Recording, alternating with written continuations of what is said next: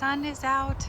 It's almost the first frost. We haven't had it yet, so I thought I would do a before and after video because we still have so much green. My tomato bushes are still good. Nasturtiums, my bale of my bale of straw that is growing because I haven't put it out yet. Got some bok choy and some onions still down in there. And I just really think that I wanted to see the sunshine out here today. So, yes, Ruby is in the garden saying hi with something in her mouth. Go on out. As usual, she likes to be in here with me. Look at all these. I don't know anything about mushrooms, but sometimes I wish I did because so many of them grow right out of this space. These ones look a little older.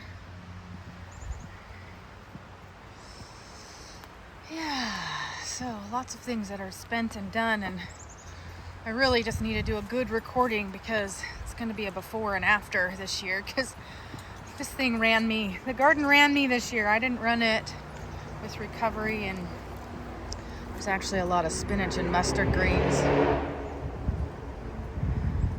there. My nasturtiums, I don't think I planted any. I think they are just all, they came up on their own. Brassicas that actually got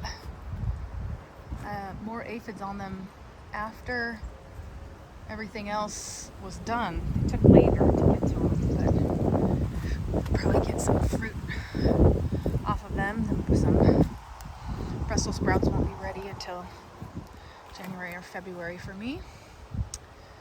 Yeah, just a little wild, just a little jungly, just a completely unkept. It's almost like that spring cleaning feel. I almost feel the need to get out here and just, oh man, this soil feels so good under my feet though. It's like a loamy. I wonder if there's worms in there that you could see. Just so, that's actually more pine needles in there, I guess. Just decomposing and good. It's been raining for several days, which we all Oregonians welcomed actually because we were so dry for so long. And then we haven't seen the sun for a good couple weeks. So it's back to the wishing again for sunshine, sun breaks. That's normal. Yeah, so I want to move my pile out. I want to take care of my rabbit manures because those can get on the garden. We got lots of stuff. Oh look, the wind blew my Bugatti beans, or what are these things called again? I forget what they're called. I used to have them memorized, but they're pink on the inside. But I should probably harvest those and have them for next year. I actually didn't like the taste of these as young beans, so I'll save them for the soup beans, you know. They're pretty though, still pretty. That's prepped for doing raspberry starts and lilac starts, and I don't know if those are gonna go or not, but those are grapes that I kept clippings off of. I'd like to grow grapes along this fence, but it's been a slow season for me. Still recovering energy-wise, long COVID. I mean, I am recovered, but it's still taken a little bit to protect that, keep it happy, keep my energies happy. Oh, and I'm sure the inside of the greenhouse is the same. Oh, hey, look. I got myself a little zucchini that's ready to go in there. And there's another little one here. It's gonna frost tomorrow, so I better harvest. Might just be the last harvest of the year. Oh, no, there's another one before frost comes. I mean, it's for sure the last zucchinis. My goodness. I'll take that.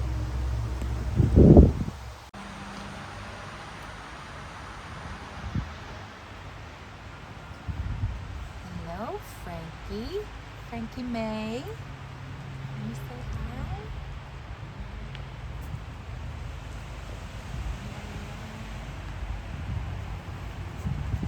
Lady Frances Mayhem.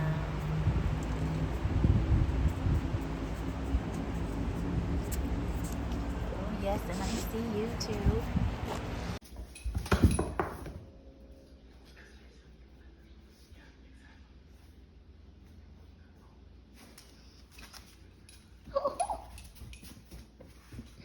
Oh, the puppy's got it. Yeah, Ruby keeps rolling it towards her. Ruby keeps dropping it and flopping it so she gets interested in it.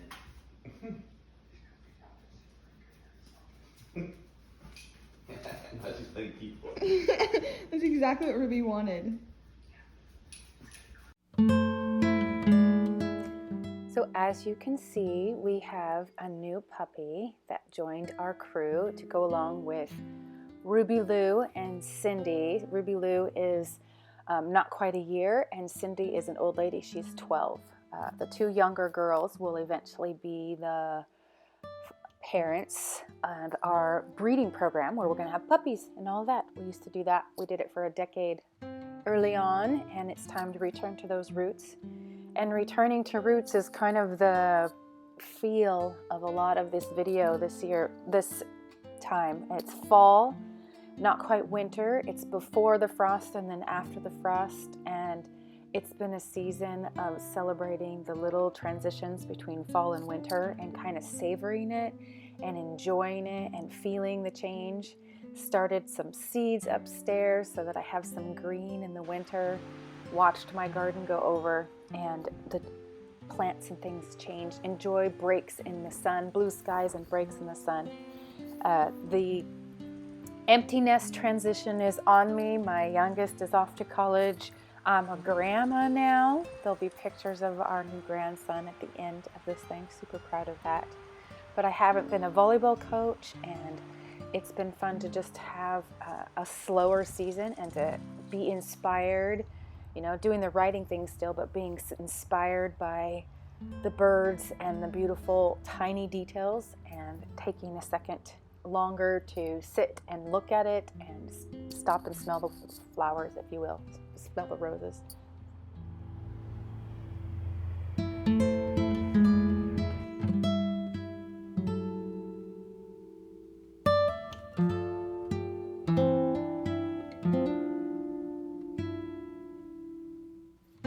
The sun is definitely shining, but as you can see, the frost and the cold has wiped out the nasturtium and a handful of other the greens. And there was this interesting thing that happened. The chokecherry tree, which I love and show to you guys often in videos, it still has its leaves, but after the frost, when the frost was starting to release and it was starting to warm up, it's like it released the leaves, the fall leaves. And so you'll have to take a look at this. It was just falling. It was almost like a raining, slow cadence raining leaves. Here it is. Here's where I'm showing you. And it was just so pretty to watch it. It's like I was catching more than normal, like usually more leaves falling than normal. It was very interesting.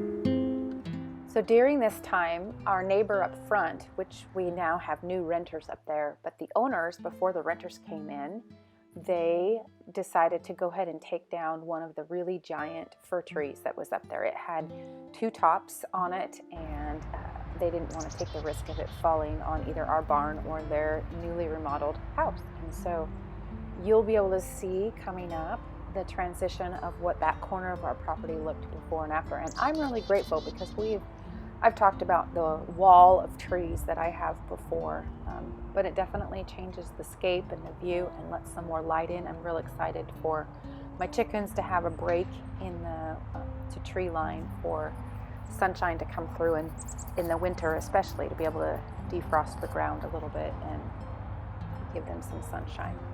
And then later on, I'm going to tell you about a second tree.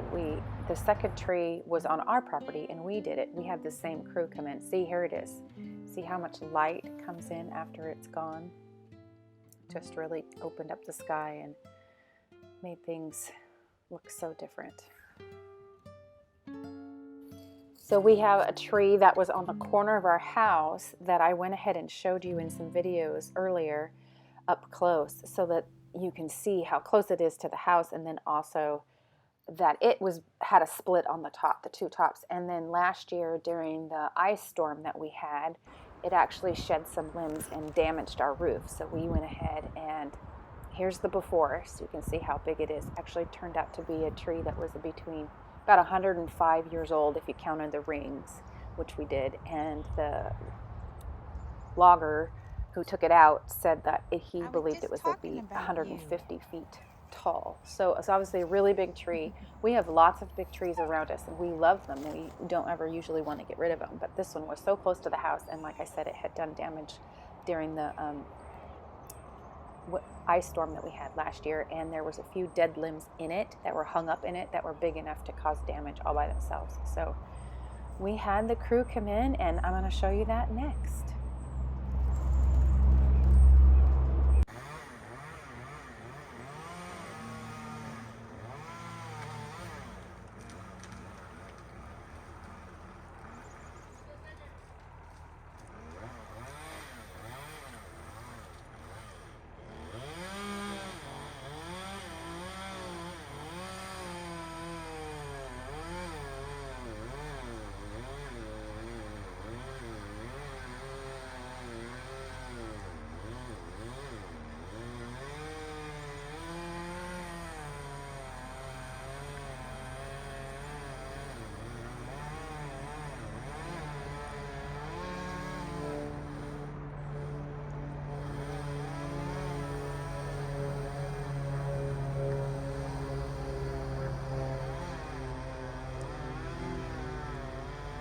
I saw it wiggle.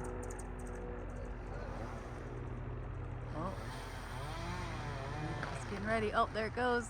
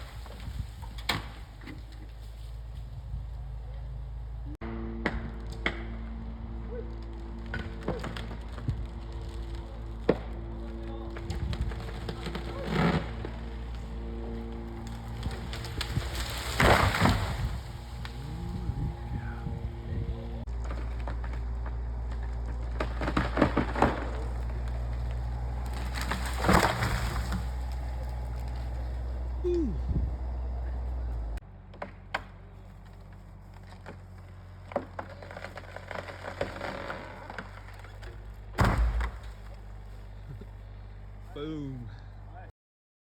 It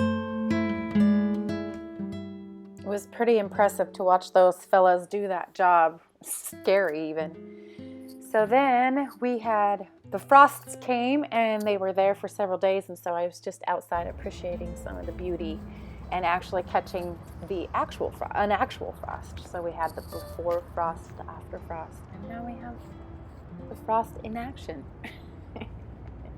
It's just so pretty, so crisp and clean, and not quite ice everywhere yet, but just that fog, light fog layer, marine layer that comes in here where we live. It's just so pretty.